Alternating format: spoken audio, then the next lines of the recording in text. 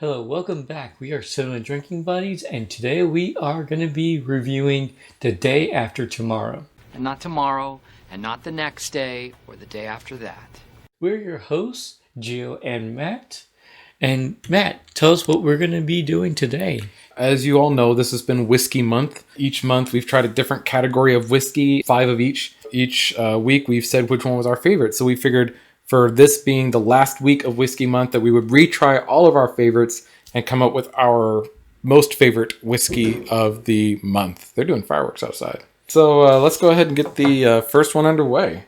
So this is from way back in week 1 when we watched Independence Day. We tried bourbons.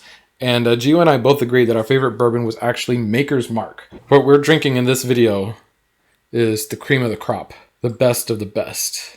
So Maker's Mark is going to be what represents bourbon. The other bourbons that we tried were Jim Beam, Wild Turkey, Knob Creek, and Woodford Reserve. Cheers. Cheers.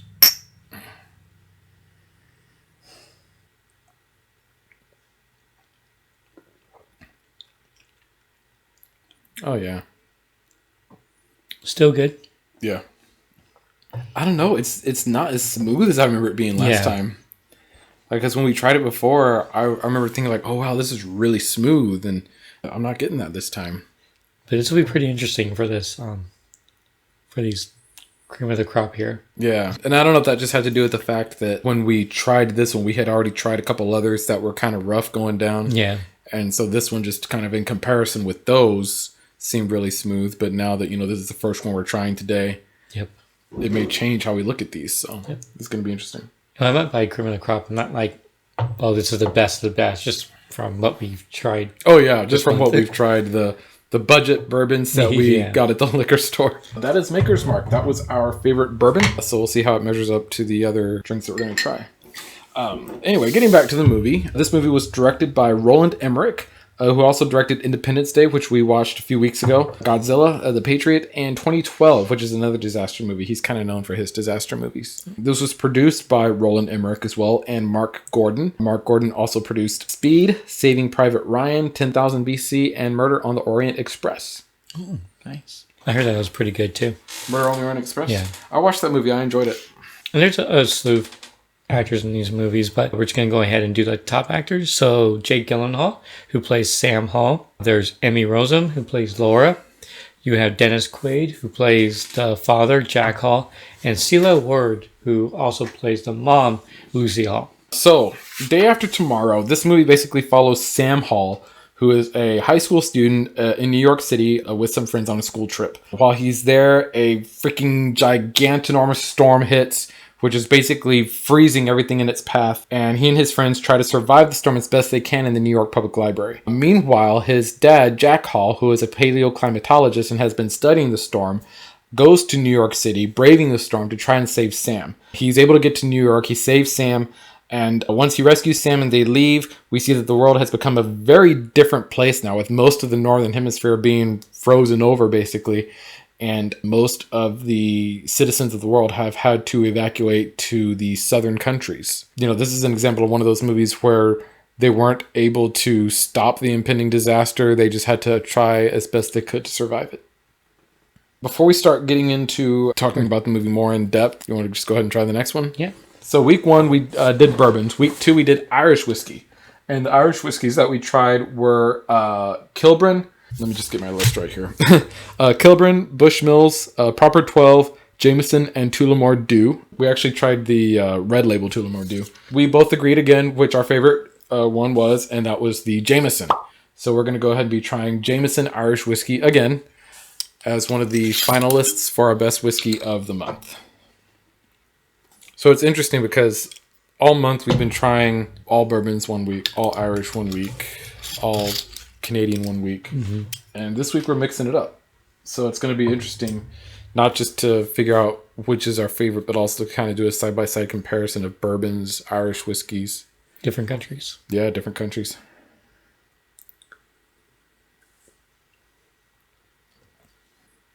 The thing is, we categorized it by bourbon, by Irish, by Scotch, by Canadian.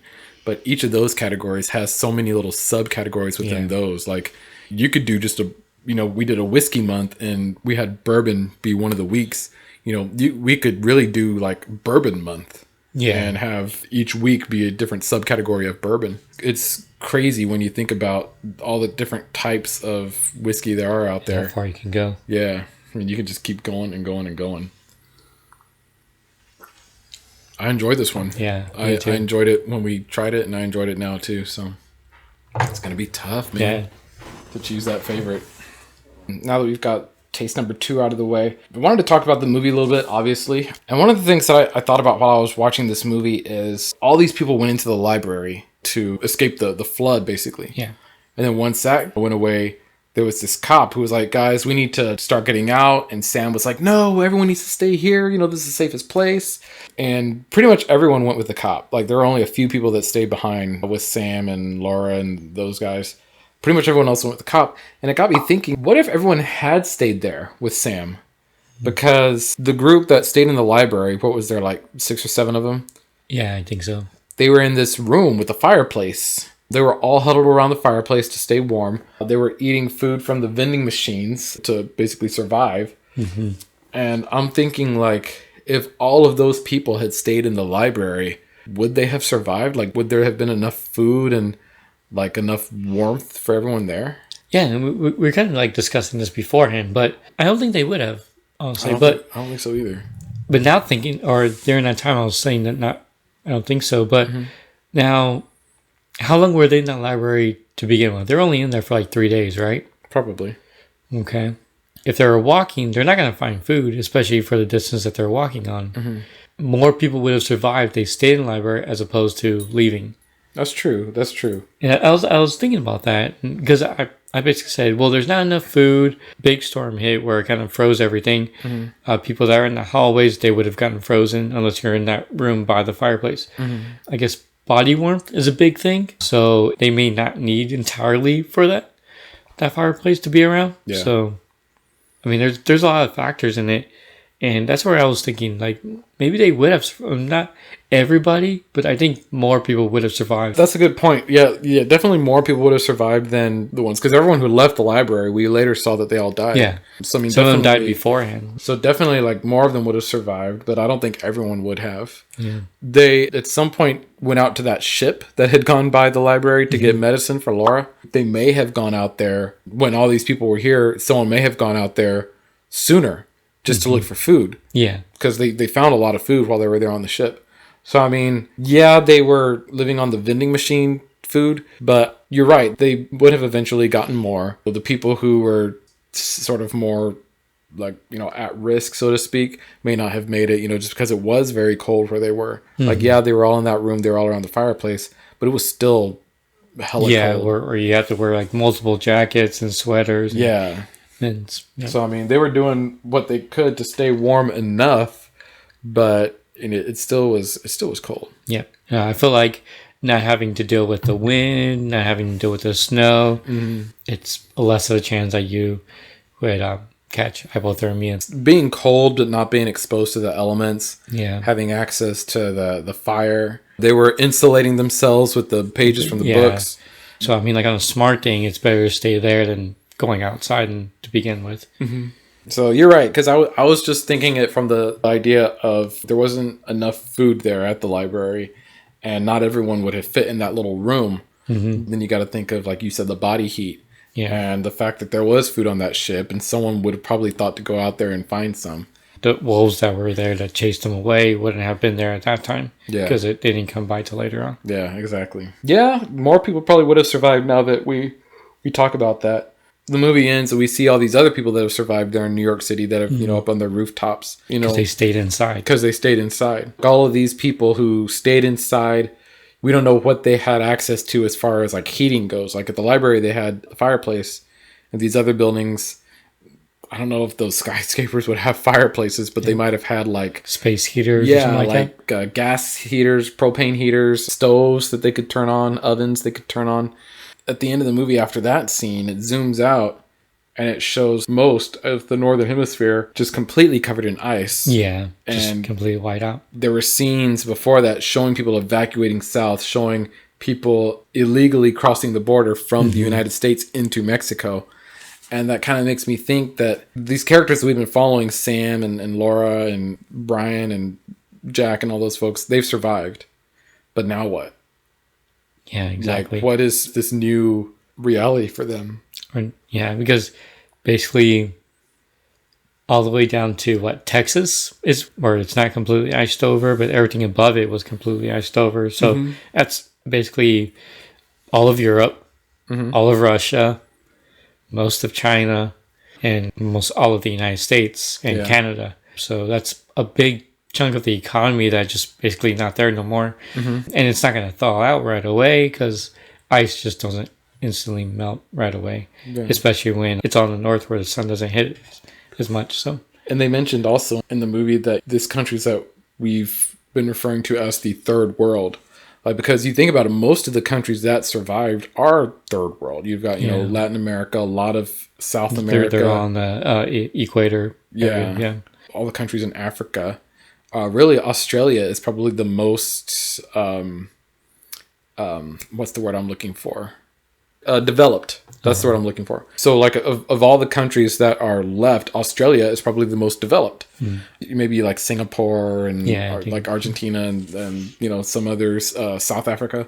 Those are your new powers now. It's no longer the United States or Russia or China, Great Britain. Your new world powers are going to be Australia, Brazil, South Africa, Argentina, Singapore, maybe India. Oh yeah, India would probably be a big one. Yeah. It's a huge shift in what we're used to when we think of the developed countries in our time right now and the strongest economies and things like that. I mean, it's huge. You also have to wonder, like, what's going to happen with the borders of these countries? Are political borders still going to be a thing? Are the borders going to be realigned? It's going to be kind of insane. If they did a movie that would be, like, talking about this movie, make this the first 5 minutes and everything that happens afterwards, if they made a movie kind of like...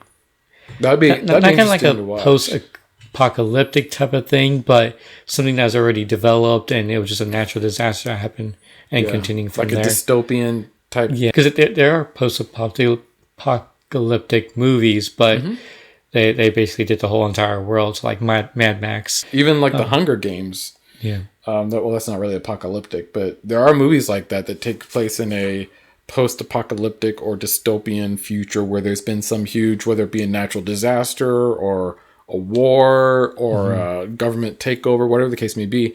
And now we're looking at, how these people are living, after all of that and how society has changed.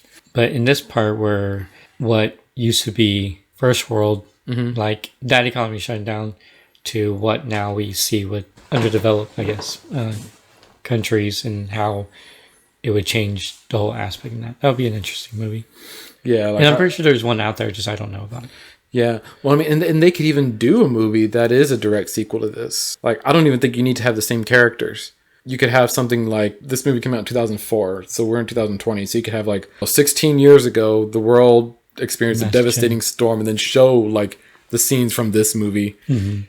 And then it's like, 16 years later, this is where we're at. They could totally do something like that. Have new characters, maybe have, cameos or something just for, throwbacks. But kind of like the Planet of the Apes movies, like how they were able to, that the apes became smarter while humans were dying because of the diseases. It shows what the apes were able to do and what kind of civilization they were able to build from there. So kind of like that, just by a natural disaster more. Yeah. So for taste test number 3, you and I are actually going to be trying different whiskeys. Okay. Because... this is the Canadian one? Yeah, this is the Canadian whiskey. In Canadian Whiskey Week, Gio and I actually had different favorites. Gio's favorite was the Crown Royal, which I have in the little bottle there. And my favorite was the Rich and Rare Reserve, which I bought the big bottle because it was really cheap. This time, instead of comparing them to each other, we are comparing them to Maker's Mark and Jameson. Yeah. All right. Cheers. Cheers.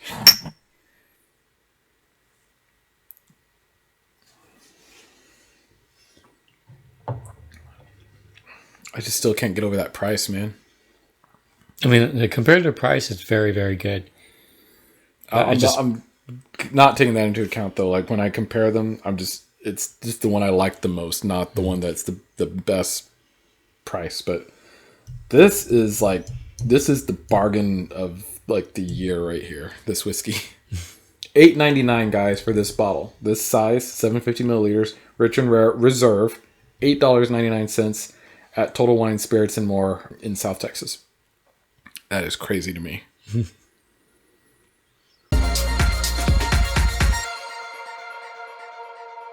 So let's talk about the different events in the world. So you had different disasters. You had a hailstorm, a big hailstorm in Tokyo, where hell the size of like basketballs, basically what they were. So that was crashing down. You had hurricanes that they were talking about, tornadoes in LA, multiple tornadoes, like about 5 of them. Tidal wave in New York that basically flooded a large part of Manhattan. Actually, a big kind of like a ice storm. It basically froze everything right away. There was one part in Russia where you could actually see this, where it was freezing helicopters in midair and as they were crashing down, and then people that were being frozen almost instantly. With these events that was happening around the world, it was interesting to see what disasters this was occurring from the events of the temperature changes and what disrupting the North Atlantic current was doing. So Dennis Quaid's character, Jack Hall, in this movie was a paleoclimatologist. Paleoclimatology is the study of climates for which direct measures were not taken. So basically, this is going to be during a time where there were no humans, or where maybe there were humans, but they just didn't have the tools needed to record climate data. Basically, any time before the past 100, 150 years, 200, whenever they started measuring climate data, basically.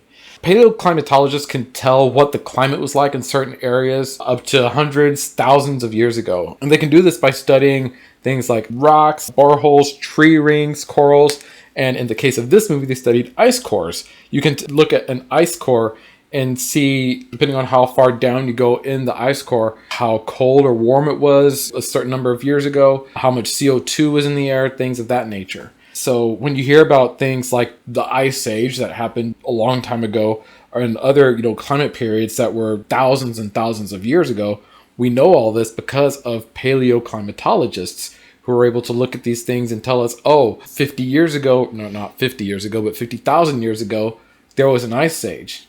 And there was no one around 50,000 years ago to record that data to tell us. They're able to decipher this from just things that they find in nature.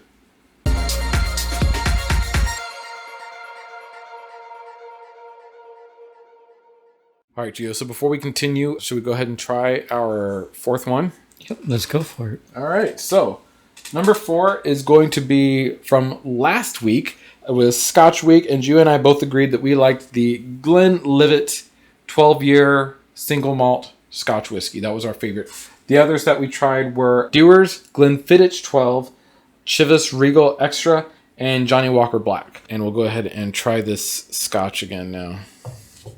Glenlivet 12. And then on Scotch Week, we also had a bonus Scotch that we didn't really count as part of our 5, was the Chivas Regal 18-year.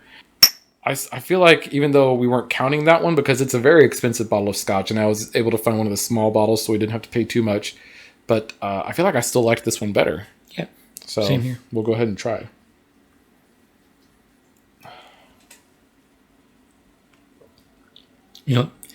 After retasting the other ones and then this one, this is an acquired taste. Yeah.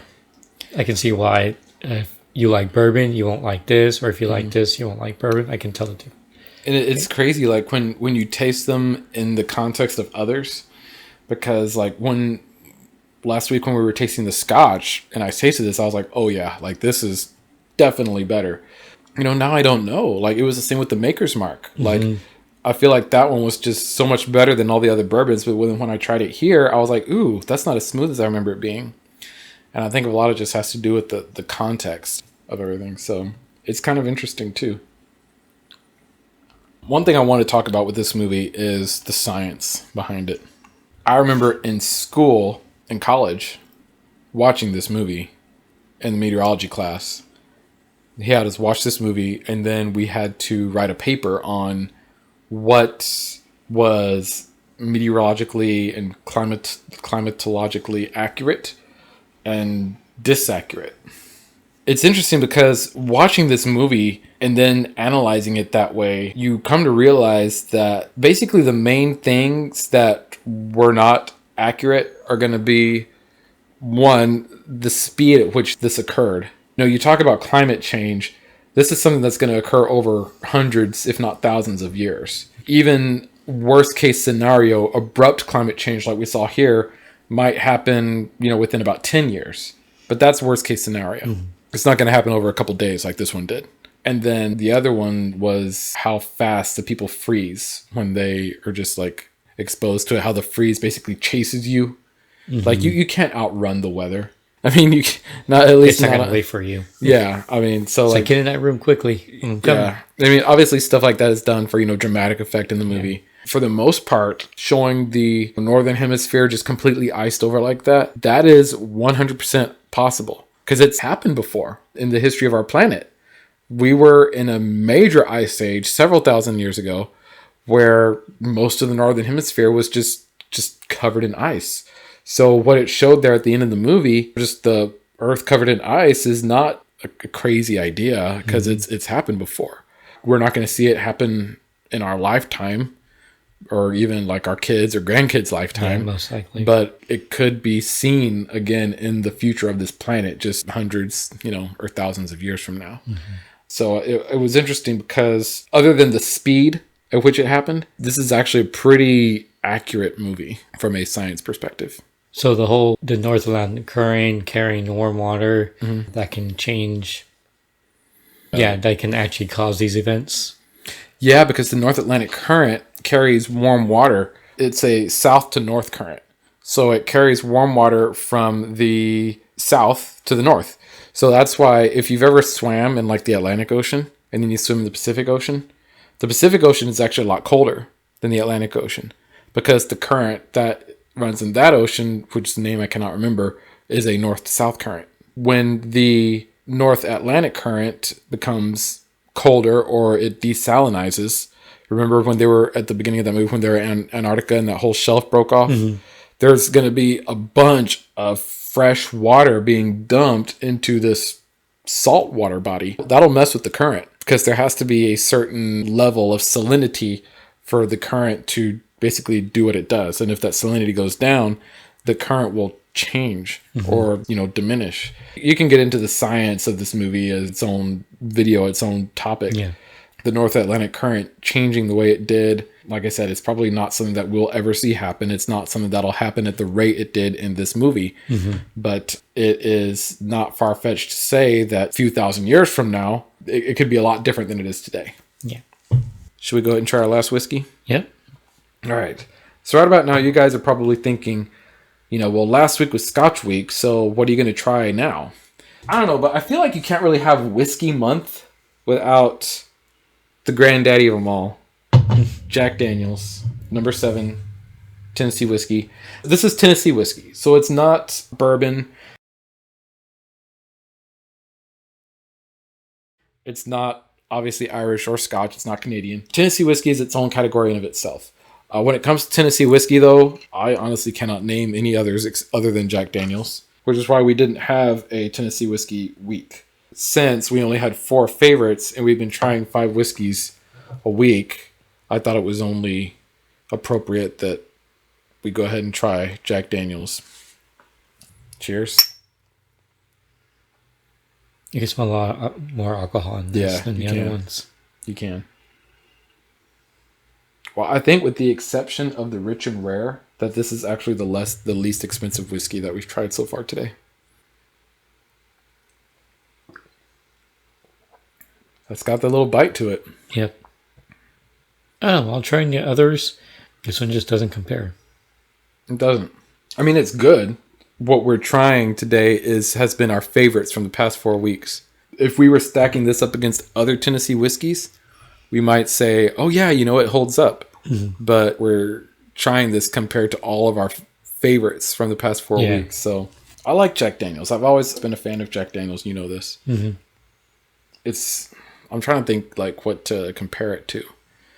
It's basically like your your McDonald's. Yeah, it's something you always go back to. Yeah, it's something you always go back to. It's not bad.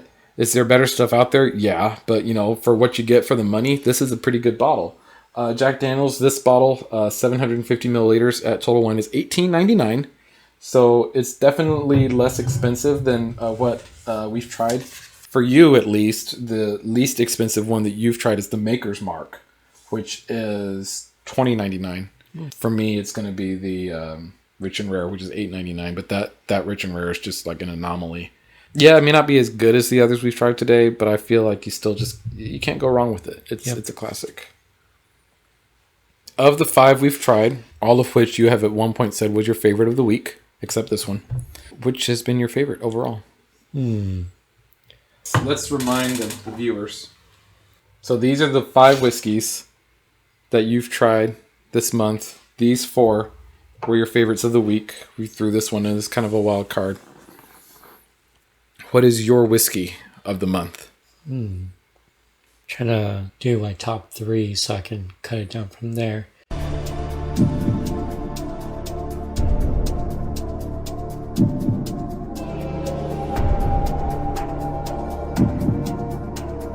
I think my top 3 would actually have to be Glenlivet,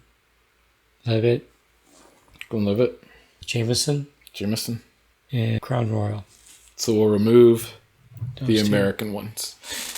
Glenlivet, Crown Royal, or Jameson. I already know which one my favorite is. Probably between Glenlivet and Jameson. All right. Now we're just in Europe.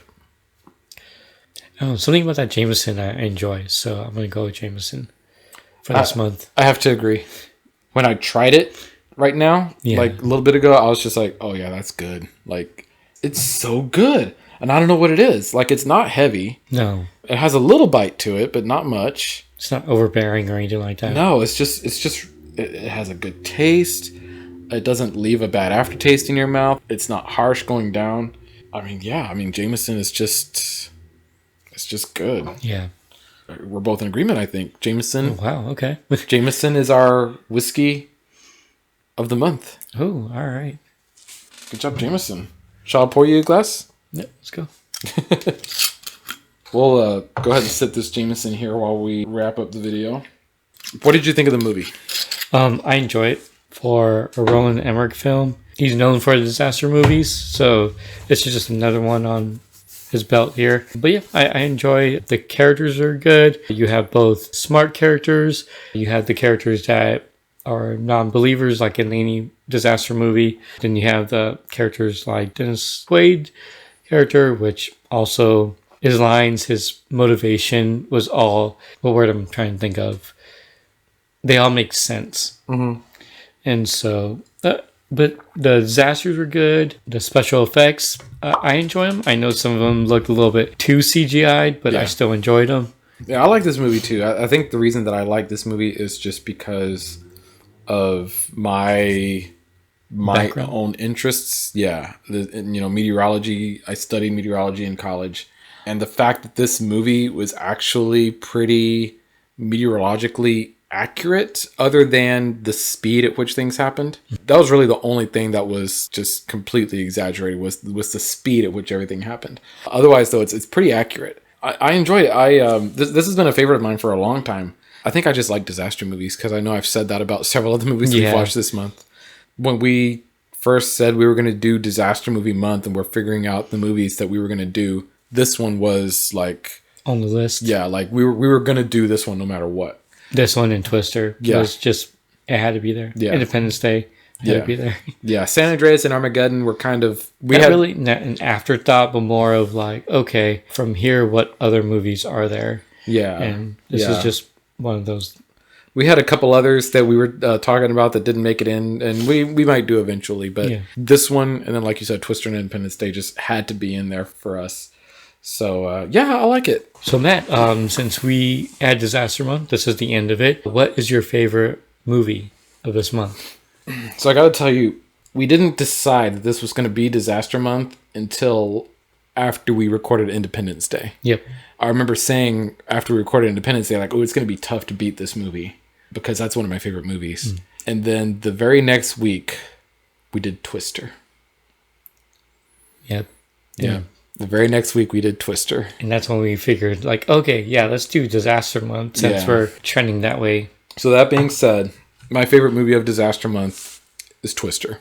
Yeah. For me, it's my favorite movie from just a purely nostalgic standpoint.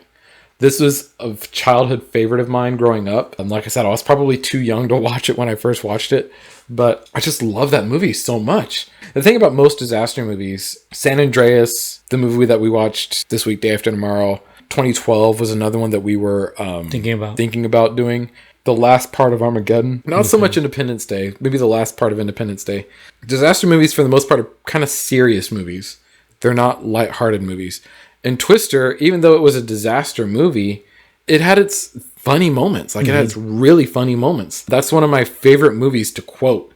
It's one of those movies that I can just recite all the way through from beginning to end. It's a fun movie. And I think part of what makes it so much fun is because, yeah, it's a disaster movie, but I think when it comes to disaster movies, the death toll in that movie is going to be a lot less than the death toll in a lot of other movies. And I think because of that, I'm able to watch Twister and you feel bad about, the damage that has happened. You know that people died in the movie. We saw Jonas die in the movie. But at the same time, you can root for these people knowing that what they're doing is making a difference for future tornadoes. The stakes weren't as high in that movie either. Like every other movie that we've watched is like a world ending or like society ending disaster. Yeah. There's like major ramifications after, these events, or there could be major ramifications after these events. But Twister, the ramifications of Twister is, oh, guess what? We're going to be able to save people, save more people, give them more warning when tornadoes hit. So they're working towards this goal of making people safer. I just think that movie is awesome. And it's my favorite movie of the month. When it comes to just movies in general, probably in my top 3. I don't know. I just can't say enough about that movie. I love it. No, yeah, I have to agree. Like, Twister is a very good movie. It was between Twister and The Day After Tomorrow for me. And so while thinking about those two, Day After Tomorrow has better action. The CGI is a little bit better. It doesn't have as much practical effects as I would have liked, but then I look at Twister, and like you were saying, it's that nostalgia feeling. Because I watched it when I was a kid, and so I basically grew up with it. So it's very quotable for me. Like, I remember a lot of the lines. Food. Yeah. Food. Food. It's like Bob's Road. But yeah. He walks up to the Twister with a bottle of Jack Daniels in his hand. He says, "Have a drink." And he chucks that bottle into the Twister, and it never hits the ground. So, yeah, it's very cool. It's very memorable for me in all the scenes. So with that one had to be my top pick for this month. Like you were saying, it's not the whole world that is being affected. It's Oklahoma that's being affected. Yeah. So it's very localized. And it's a small part of Oklahoma that's being affected. So it's very, very localized. And so you travel with them during this small portion of it. You're not just skip from this city to this city to this city and having to what's going on here, or we're over here but I want to know what's going on over there. Here it's just you're following this group and you know what's happening in that part. So there's a lot of practical effects that other movies were kind of dismissing on, but that was really good. So yeah, that would have to be my top pick. And as we continue this, hopefully it's not my top pick at the end of the year, but it'll probably be up there. Man, we're going to have to watch some really good movies for this to not be my top pick. But yeah, last month, our top pick was Joker. This month, it's Twister. So I don't know, who knows? Maybe next month we'll disagree. But so far, we've agreed on... We have a lot in common, don't we? Yeah, I guess so.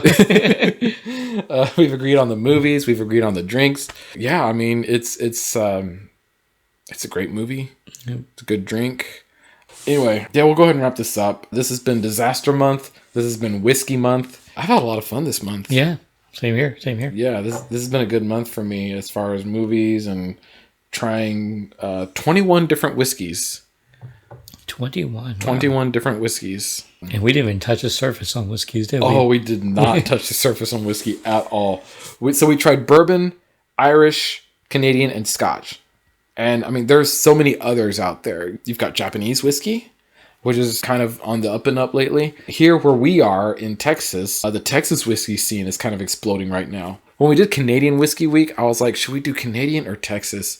And I just went with Canadian because I feel like it's more like readily available like in other places. Well, it's good you picked that because then we're kind of going to different countries. Yeah. Maybe one day we'll go within state, like with the Jack Daniel's Tennessee whiskey. We'll try that again, but like Texas whiskey and see what other state style whiskeys there are and try to compare those together. That'll be fun. But yeah, Texas whiskey is kind of on the up and up right now. And I've tried a few that I really like. I've always heard that Missouri whiskey is actually pretty good. Then, of course, Tennessee, Kentucky, that's going to be your bourbon. Yeah. So, I mean, it'll be fun to kind of do whiskey from around the country. That's going to be it for this video, guys. Yep. That was our thoughts on The Day After Tomorrow and our movie of the month and whiskey of the month. I hope you guys have had fun on this whiskey journey with us. I know I've had a lot of fun trying them all out. And comment down below if there are some whiskeys that you think we should try that we didn't try. Like I said, what we did is we just went to the liquor store and just picked out what they had. Available. Yeah, what was readily available, what wasn't too expensive. So if there's anything you think we should try that, isn't too expensive, key phrase there, not too expensive, let us know. Like, subscribe, comment, follow us on Twitter. I know that we're not really posting on Twitter, but we'll get better. Yeah, we'll get better. Subscribe, please. It helps. It helps a lot. Yeah. It helps a lot. Subscribe, like the video. That helps so much. You have no idea. I guess we will see you next week, which is also going to be a new month. Happy July, everyone, and we will see you in August. Bye. Bye.